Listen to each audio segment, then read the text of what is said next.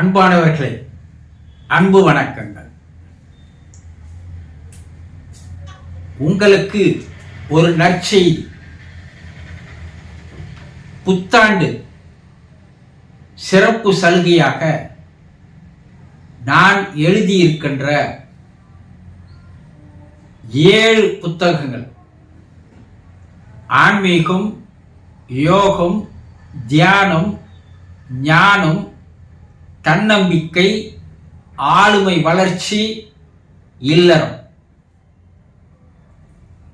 இது சம்பந்தப்பட்ட 7 புத்தகங்கள். 7 புத்தகங்களுடைய விலை, ஒரு புத்தகம் 100 ரூபாய், 700 ரூபாய். ஆனால் உங்களுக்காக சிறப்பு சலுகையாக ஒரு புத்தகம் 30 ரூபாய்க்கு மட்டுமே. 7 புத்தகங்கள் 210 ரூபாய்க்கு உங்களுக்கு புத்தாண்டு பரிசாக தர இருக்கிறேன். 31 கடைசி தேதி. அதற்குள் விருப்பம் இருப்பவர்கள் தொலைபேசி எண் கீழே கொடுக்கப்பட்டிருக்கிறது. அதன் மூலமாக, தொலைபேசி மூலமாக விவரங்களை கேட்டு அறிந்து கொள்ளலாம். அல்லது அதே எண் வாட்ஸ்அப், அதன் மூலமாக செய்திகளை அனுப்பலாம். குரியர் செலவு தனியாக தர வேண்டும். இது ஒரு அருமையான சந்தர்ப்பம், அற்புதமான வாய்ப்பு. பல்வேறு தலைப்புகளை கொண்ட புத்தகங்களை வாங்கி படிக்கும்போது பல்வேறு விதமான சந்தேகங்கள், இதுவரைக்கும் நீங்கள் தெரிந்திராத பல விஷயங்கள் அந்த புத்தகங்களில் அடங்கி இருக்கிறது. கடவுள் உருவங்களில் மறைந்துள்ள யோக ரகசியங்கள் என்று ஒரு தலைப்பு கொண்ட ஒரு புத்தகம், அற்புதமான புத்தகம். இதுவரை நீங்கள் அதில் இருக்கின்ற செய்திகளை எங்கேயும் படித்திருக்க முடியாது, எங்கேயும் கேட்டும் இருக்க முடியாது. விநாயகர் சிலைகளில், முருகர் சிலைகளில், சிவன் சிலைகளில், இப்படி பல்வேறு கடவுளுடைய சிலைகளில் சித்தர்கள் உருவாக்கிய அர்த்தங்கள் என்ன, பொருள் என்ன, அதில் மறைந்திருக்கின்ற யோக ரகசியங்கள் என்ன, இதையெல்லாம் நீங்கள் தெரிந்து கொள்ளலாம். அற்புதமான புத்தகம். இந்த அரிய சந்தர்ப்பத்தை பயன்படுத்திக் கொள்ளுங்கள்.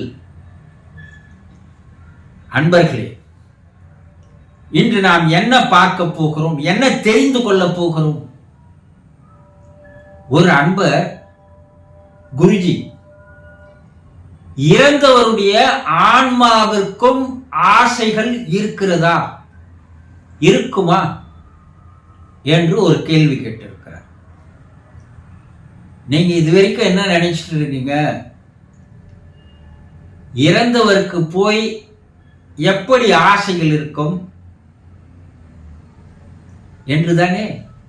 அவர் தான் இறந்து போயிட்டாரு, அப்புறம் அவருக்கு எப்படி ஆசைகள் இருக்கலாம்? இருக்காது இல்லையா? அப்படிதான் நீங்கள் நினைத்துக் கொண்டு இருக்கிறீர்கள் இல்லையா? சரி, ஆசைகள் என்பது என்ன? ஆசைகள் என்பது ஒரு எண்ணம் இல்லையா? எதிர்பார்ப்புகள், ஆசைகள், கனவுகள், இவையெல்லாம் எண்ணங்கள் தானே. இந்த எண்ணங்கள் எல்லாம், பல்வேறு விதமான எண்ணங்கள் நமக்கு தோன்றுகிறது அல்லவா? ஒரு நாளைக்கு எவ்வளவு எண்ணங்கள் தோன்றுகிறது? விஞ்ஞானம் என்ன கண்டுபிடிச்சிருக்குதுன்னா, ஒரு நாளைக்கு ஒரு மனிதனுக்கு 60,000 எண்ணங்கள் சராசரியாக அவன் மனதில் ஏற்படுகிறது, உற்பத்தி ஆகிறது. அவன் மனதில் பல்வேறு வெளிகளில் இருந்து வருகின்ற விஷயங்களை பார்த்து எண்ணங்கள் உருவாகி அவன் மனதில் சேருகிறது என்று கண்டுபிடித்திருக்கிறார். சித்தர்கள் என்ன சொன்னாங்க? கோடிக்கணக்கான எண்ணங்கள் உருவாக்கும் மனது. மனிதனின் மனது இருக்குது, உங்க மனசு இருக்குது இல்லையா?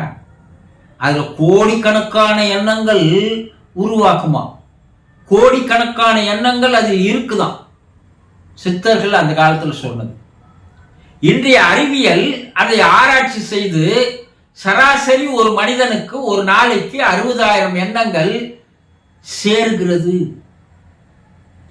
இப்படி சேர்க்கின்ற எண்ணங்களுடைய ஒட்டுமொத்தமான தொகுப்பு, ஃபைல்ஸ், பெட்டி, அதுக்கு பேர் தான் என்ன சொல்றோம், நம்ம மனம் என்று சொல்கிறோம். வேற ஒண்ணும் இல்லை. மனம்னா என்ன? எண்ணங்கள் அடங்கிய ஒரு பெட்டிக்கு பெயர், சேமிப்பு கிடங்குக்கு பெயர் ஸ்டோரேஜ் என்ன சொல்றோம் இல்லையா? அப்படி எண்ணங்கள் எல்லாம் ஸ்டோரேஜ் ஆகியிருக்கின்ற அந்த இடத்திற்கு பெயர் மனம்.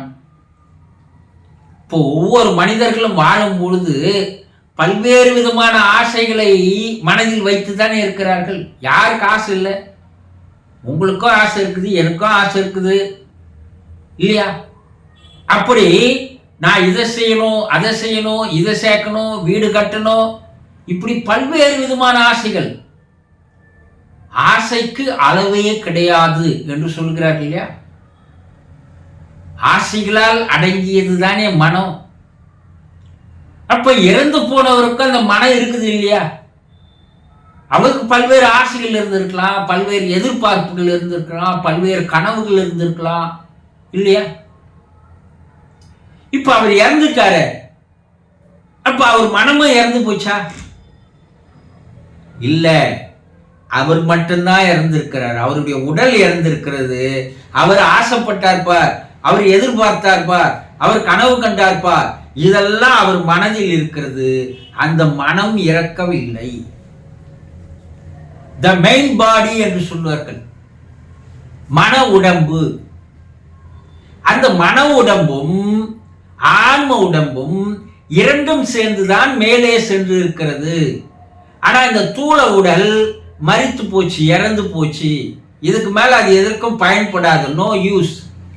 ஆனா இந்த மனம் இருக்குது பாரு, அவரு வாழும் பொழுது எதையெல்லாம் எதிர்பார்த்தாரோ, எதையெல்லாம் கனவு கண்டாரோ, எதன் மேலெல்லாம் ஆசைகள் வைத்தாரோ, அதெல்லாம் அப்படியே தான் இருக்குது.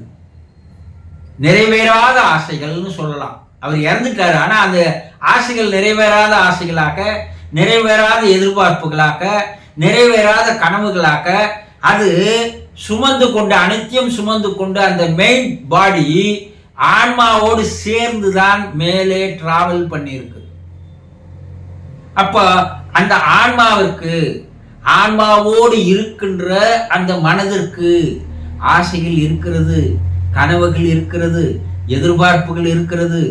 அது எண்ணிலடங்கா வண்ணம் அப்படியே இருக்குது.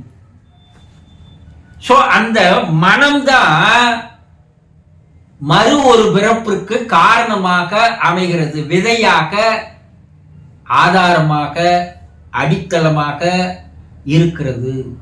மனம் இல்லைன்னா மறுபிறப்பு இல்லை மனுஷனுக்கு.